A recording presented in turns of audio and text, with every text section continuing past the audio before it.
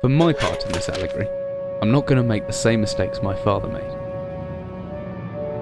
Howard vanished from my mother's life before I was even in it, so when he sent me a letter a few days after Mum's funeral, it was the first I'd ever heard from him. But he was dead.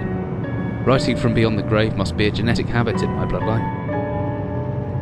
His letter contained a key, instructions, pleas for forgiveness.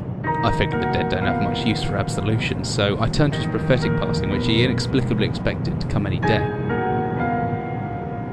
Clearly averse to explanations, my father preferred to leave directions to a bank on Mayfair I'd never even heard of. In that bank was a safety deposit box in his name, and myself as executor.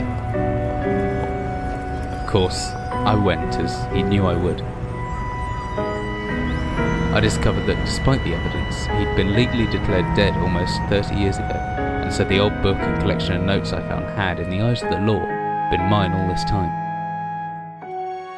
My father's instructions were to burn the documents, raise no further questions. But that was his error. No man's immune to the shameful trappings of curiosity, and my humanity got the better of me.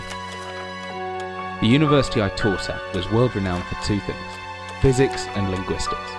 I represented the first, and the man who stood for the second was stumped by my recent acquisition. The book was indecipherable.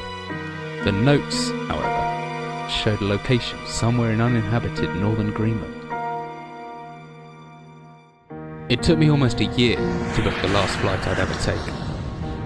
As I watched civilization disappear along with Heathrow, I realised my father had disappeared 3 decades ago, almost to the day, and I considered in turn what it was that I was leaving behind.